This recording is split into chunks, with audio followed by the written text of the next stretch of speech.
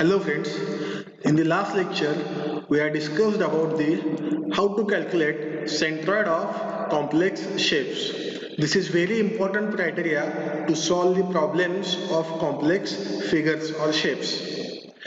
In today's lecture we are going to solve problems of moment of inertia of complex shapes. कोणत्याही ऑब्जेक्टचा जर तुम्हाला moment of inertia काढायचा असेल तर तो आपण डायरेक्टली स्टँडर्ड त्याच्यामध्ये फॉर्म्युला आहेत ते आपण पहिल्या व्हिडिओमध्ये बघितलेला आहे. पण जर तुम्हाला एक किंवा दोन पेक्षा अधिक तुम्हाला ऑब्जेक्ट जर कंबाईन मध्ये दिले असतील, जॉईन करून दिले असतील, तर त्याचा तुम्हाला मोमेंट ऑफ इनर्शिया कसा काढायचा तो आपण आज बघायचा आहे. पहिल्या व्हिडिओमध्ये आपण स्टडी केला होता moment of inertia of standard shapes आणि त्याच्यानंतर आपण दुसऱ्या व्हिडिओमध्ये बघितलेलं होतं पॅरलल ऍक्सिस थेरम. आता हे प्रॉब्लेम आपण सॉल्व्ह करत असताना पॅरलल ऍक्सिस थेरमचा आपल्याला वापर करायचा आहे. पॅरलल ऍक्सिस थेरम म्हणजे काय असतं? Moment of inertia about centroidal axis plus area into distance square हे आपण बघितलेलं आहे. तेच आपल्याला फक्त काय करायचं आहे? इम्प्लिमेंट करायचं आहे.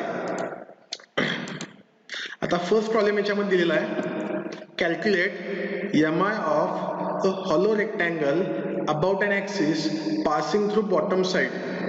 मीन्स हा हॉलो रेक्टँगल आपल्याला दिलेला आहे, त्याची साईड दिलेली आहे 300 बाय 450 ही आउटर एज आहे आणि आतला 200 बाय 350 हे दिलेले आहेत. The outer dimensions are 300 by 450 and inner dimensions are 200 by 350. आणि याच्यामध्ये काय मेन्शन केलेलं आहे, एम आय जो आपल्याला कॅल्क्युलेट करायचा आहे through bottom side. Bottom side म्हणजे काय? इथं जी ए बी आपली लाईन आहे ह्या ए बी ला आपल्याला एम आय कॅल्क्युलेट करायचा आहे. आतापर्यंत जे प्रॉब्लेम बघितलेले होते ते सेंट्रॉइडल ऍक्सिस एक्स एक्स आणि वाय वाय ऍक्सिसला आपण डायरेक्टली काय केले होते? एम आय कॅल्क्युलेट केला होता. जर तुम्ही सेंट्रॉइडल ऍक्सिसला कॅल्क्युलेट केला तर आपल्याला स्टँडर्ड फॉर्म्युला माहित आहे BD cube by 12 minus BD cube by 12, कारण का हॉलो सेक्शन आहे रेक्टँग्युलर. आता याच्यामध्ये काय येईल, first of all parallel axis theorem आपल्याला यूज करावा लागेल, कारण आपल्याला सांगितलं आहे moment of inertia about bottom side. Bottom side म्हणजे ही जी एज आहे ह्या एजला आपल्याला मोमेंट ऑफ इनर्शिया कॅल्क्युलेट करायचा आहे. ही साइड ए बी जी आहे ह्या साइड ए बी ला आपल्याला मोमेंट ऑफ इनर्शिया कॅल्क्युलेट करायचा आहे. आता तो कसा करायचा आपण डिटेल मध्ये बघूया. फर्स्ट ऑफ ऑल आपल्याला काय करता आला पाहिजे, moment of inertia about centroidal axis calculate करता आला पाहिजे. सेंट्रॉइडल म्हणजे काय? एक्स एक्स आणि वाय वाय. आपल्याला ते स्टँडर्ड फॉर्म्युले माहित आहेत. याच्यामध्ये काय येईल, capital BD cube by 12 minus small BD cube by 12 आपण याच्यामध्ये करतोय. आता याच्यामध्ये बघा, let I A B be the axis passing through the bottom side of hollow rectangle. म्हणजेच आय ए बी आपल्याला कॅल्क्युलेट करायचं आहे. Moment of inertia of hollow rectangle passing through the bottom side. ही जी साइड आहे ही त्याच्यामध्ये आलेली आहे. याच्यासोबत आपल्याला त्याचा मोमेंट ऑफ इनर्शिया कॅल्क्युलेट करायचा आहे. मग याच्यासोबत करायचं म्हणजेच काय, इथं लाईन ए बी आहे आणि आपल्याला इथं वरती सेंट्रॉइडल ऍक्सिस आहे एक्स एक्स आणि एक्स एक्स ऍक्सिसला पॅरलल आहे, म्हणून आपल्याला काय करावं लागेल, आय एक्स एक्स कॅल्क्युलेट करावं लागेल आणि प्लस त्याच्यामध्ये एरिया इंटू डिस्टन्स स्क्वेअर त्याच्यामध्ये ऍड करावा लागेल. तर तो कसा करायचा बघूया.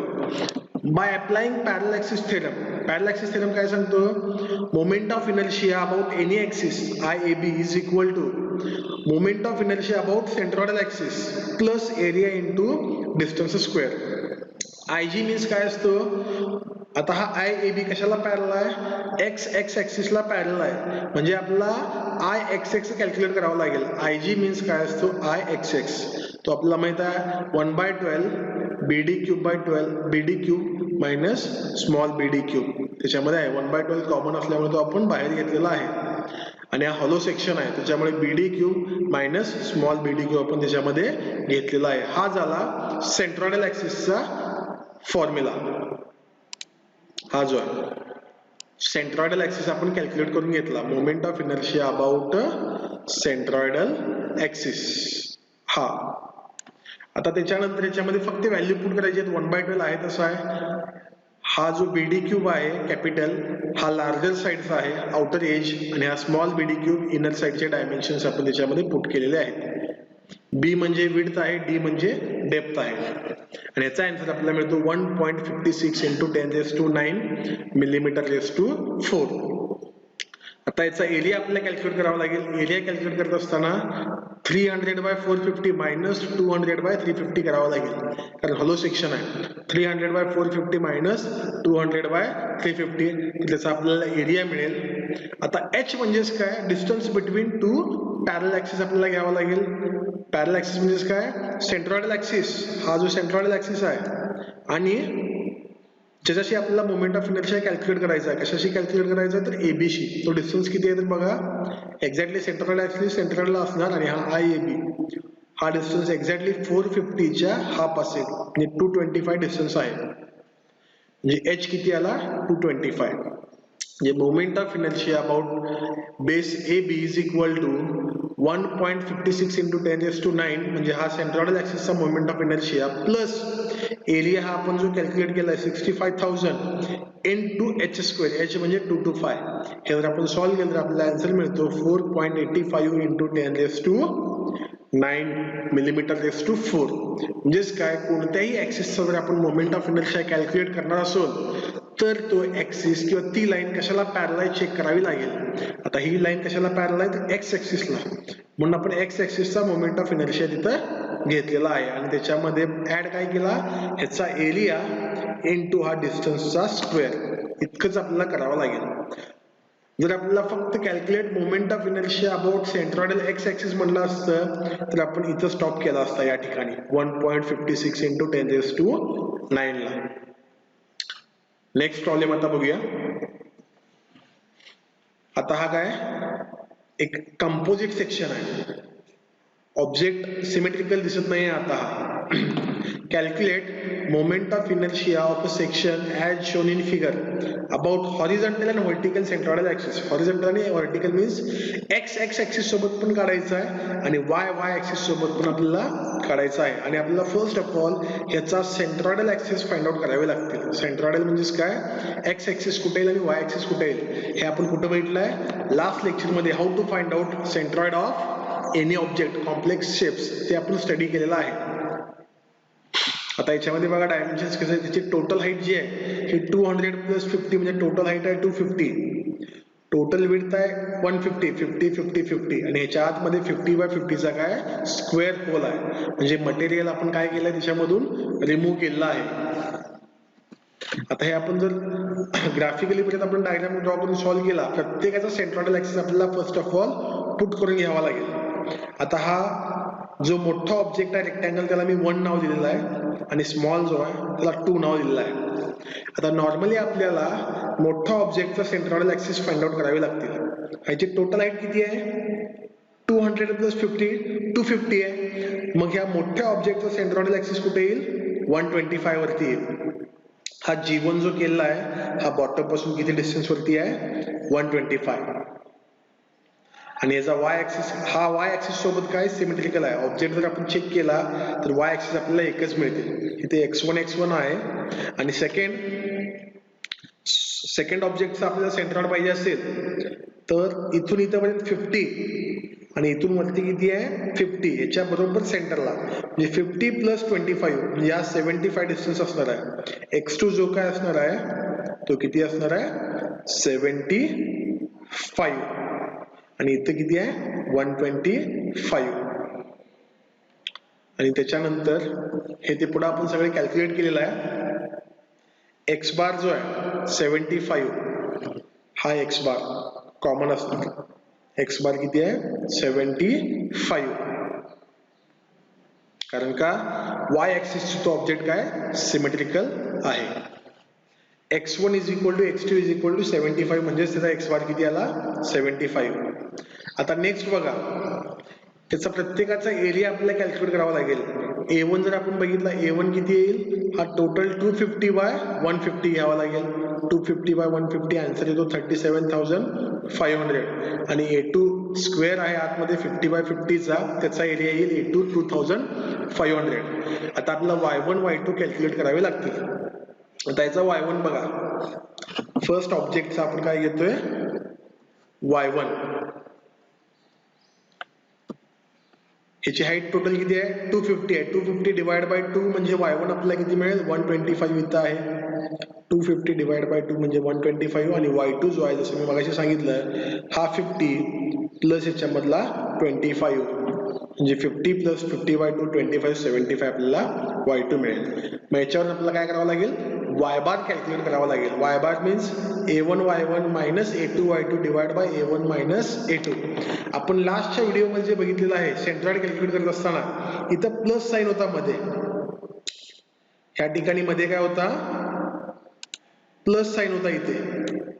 का प्लस होता कारण आपले जे ऑब्जेक्ट होते त्याच्यामध्ये हॉलो सेक्शन नव्हता, ऍडिशनल पार्ट होता आणि या ऑब्जेक्ट मध्ये कसा आहे हा हॉलो होल आहे.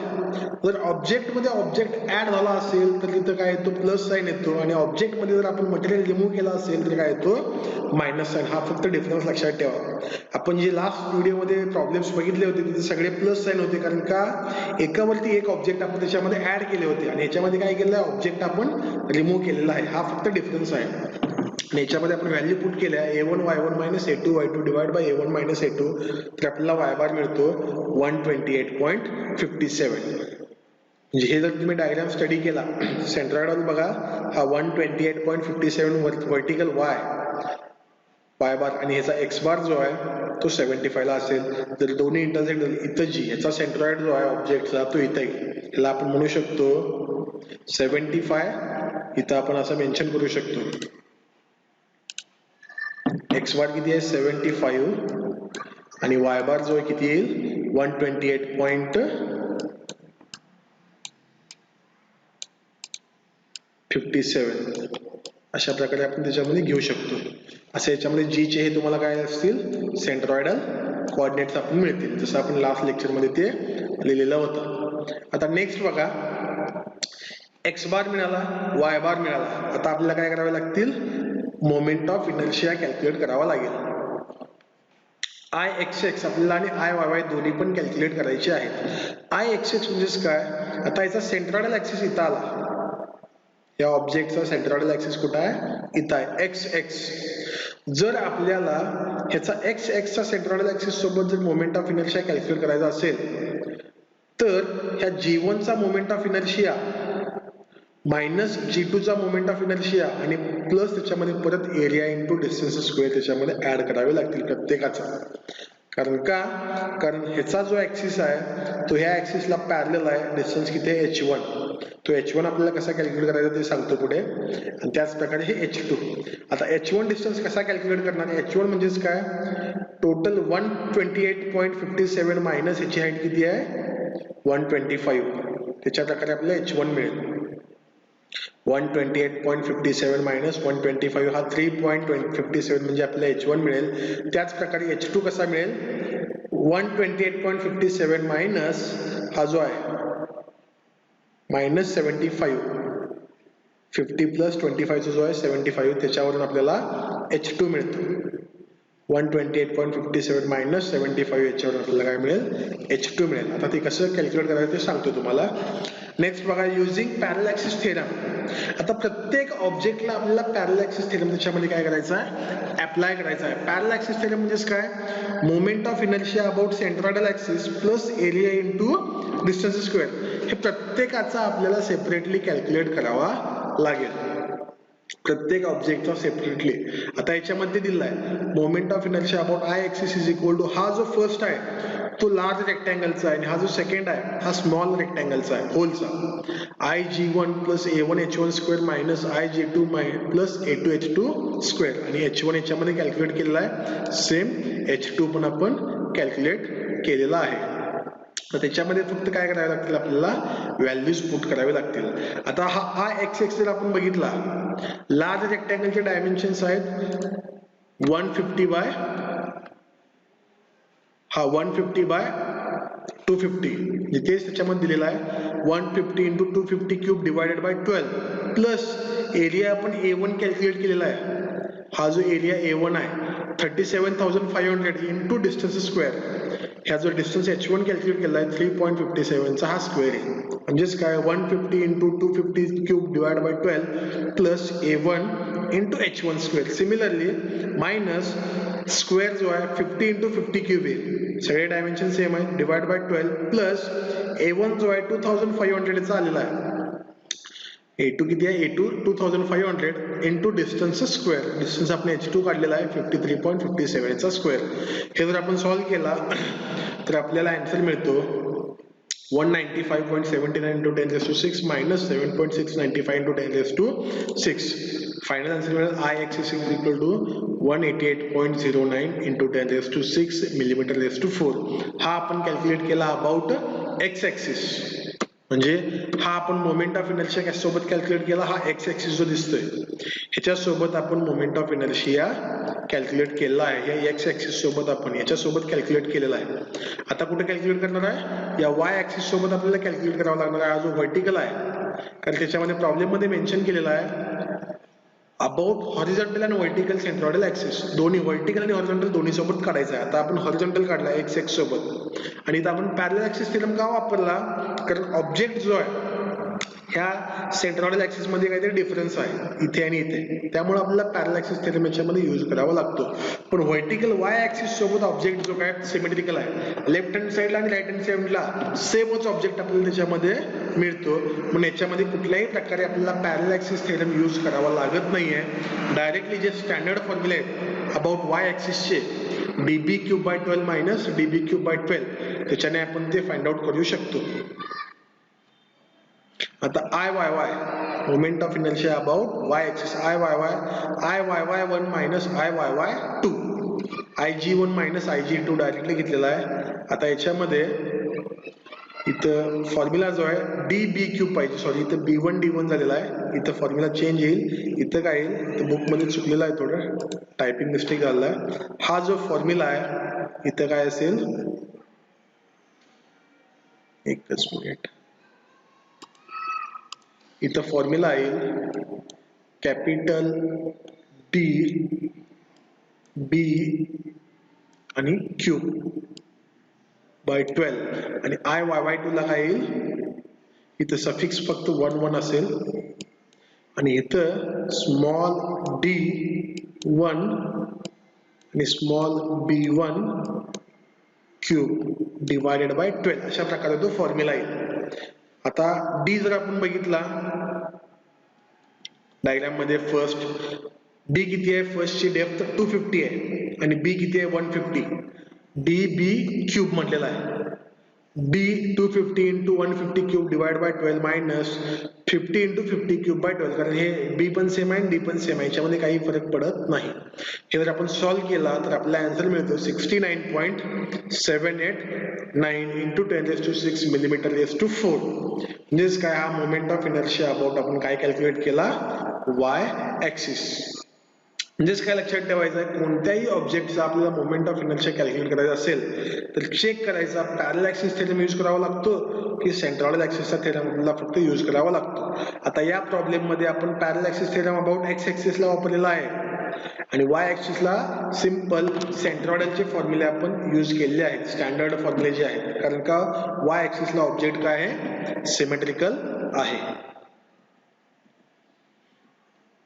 आता त्याच प्रकारे नेक्स्ट थर्ड प्रॉब्लेम जो आहे तसाच आहे, find the moment of inertia of hollow section shown in figure about passing through its CG और parallel to X X axis.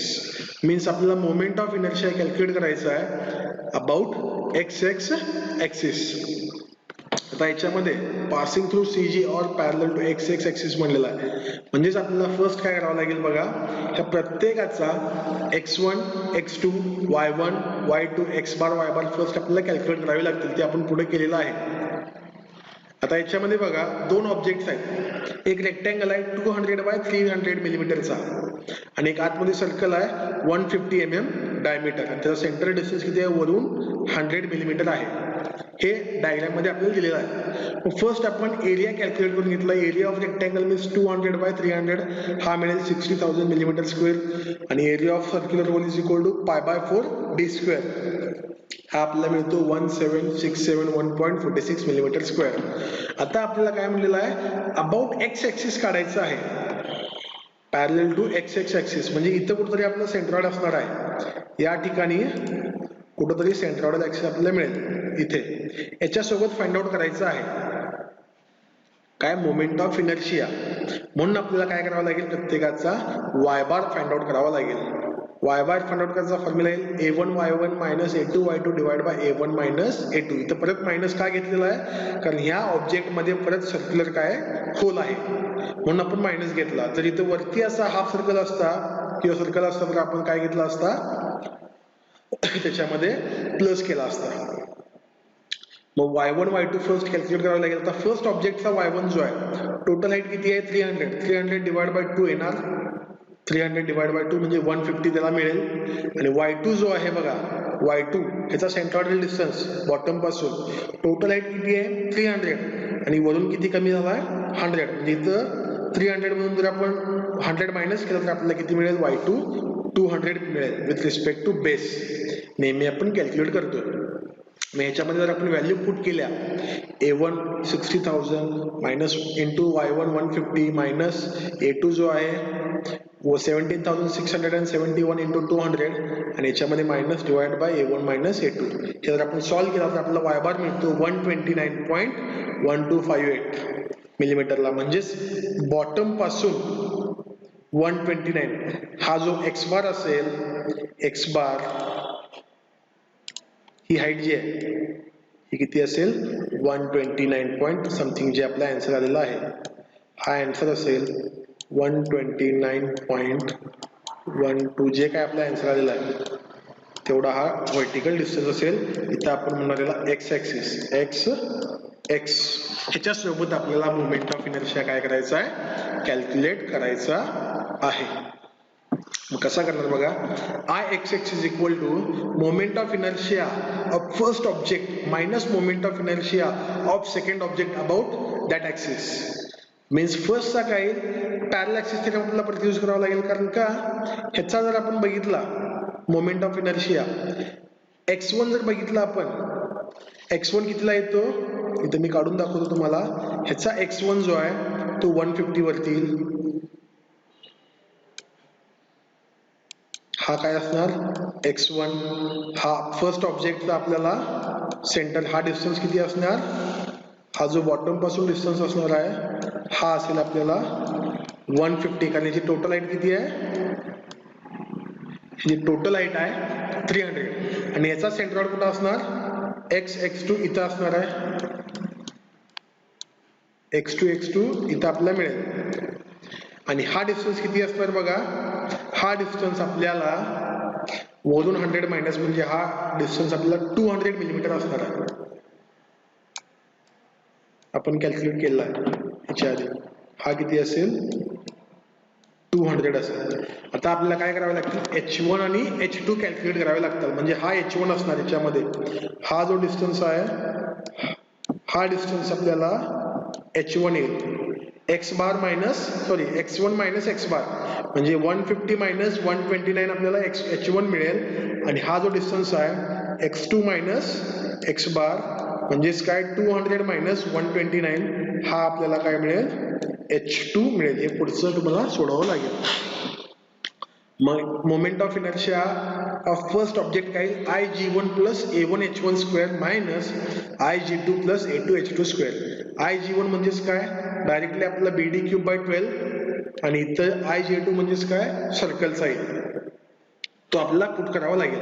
H1 बघा कॅल्क्युलेट केला आहे 150 मायनस 129.26, जे आपण म्हणलेलं आहे. 150 कुठं आला, हा सेंट्रॉइडल x चा 150 मायनस x चा 129, अशा प्रकारे तो आपण h1 कॅल्क्युलेट केला आहे. सिमिलरली y2 म्हणजेच काय 200 मायनस 129, जो आपला आन्सर येईल तो आपल्याला तिथं पुट करावा लागेल. आता Ixx is equal to 200 into 300 cube म्हणजे b इंटू डी क्यूब. हा जो b आहे, b किती आहे 200 इंटू हाईट किती आहे depth 300, 200 into 300 cube divide by 12 plus ह्याचा एरिया 1 आपण कॅल्क्युलेट केला आहे 60,000 आलेला आहे A1 into h1 square. h1 आपण इथं फाइंड आउट केला आहे 150 मायनस 129.126 आहे, त्याचं तिने ठेवलेला आहे त्याचा स्क्वेअर मायनस सेकंड ऑब्जेक्ट कोणता आहे, सर्क्युलर आहे, pi by 64 D raise to 4 असतो, डी किती आहे 150 रेस टू 4 आला, प्लस याचा एरिया आपण A2 कॅल्क्युलेट केला आहे 17,671.46 आलेला आहे, तो आपण ठेवला इनटू H2 जो आपण हा कॅल्क्युलेट केलेला आहे त्याच्यामध्ये ठेवलेला आहे. आता हे जर इक्वेशन तुम्ही सॉल्व्ह केला, हा त्याची टोटल व्हॅल्यू येते 476.143 इंटू 10⁶, आणि या सेकंडची व्हॅल्यू येते 113.615 इंटू 10⁶. हे जर आपण टोटल सॉल्व्ह केल्यानंतर आपल्याला moment of inertia about centre of the horizontal x axis मिळतो 362.525 इंटू 10⁶ मिलीमीटर. काय काय केलं बघा, परत एकदा तुम्हाला सांगतो. सिंपल A1 A2 चा कॅल्क्युलेट केला आहे, A1 A2, Y1 Y2 calculate केला आहे. फर्स्ट ऑब्जेक्टचा Y1 येईल ह्याच्या सेंटरला 150 ला, सेकंडचा काय येईल बॉटम पासून ह्याच्यामध्ये इथं असणार तो बॉटम पासून, म्हणजे ह्याचा सेंटर इथून किती आहे वरून 100 आहे, म्हणजे तो 300 मधून मायनस होईल तर तो 200 ला येईल. हे Y1 Y2 कॅल्क्युलेट केले आणि त्याच्यावरून Y बार आपण कॅल्क्युलेट केला आहे. Y बार आला 129, म्हणजे हा जो आहे Y बार 129 इथं हा डिस्टन्स 129, आणि त्याच्यावरून परत आपण काय केलं आहे, by using parallel axis theorem आपण हा प्रॉब्लेम सॉल्व्ह केलेला आहे. थँक्यू.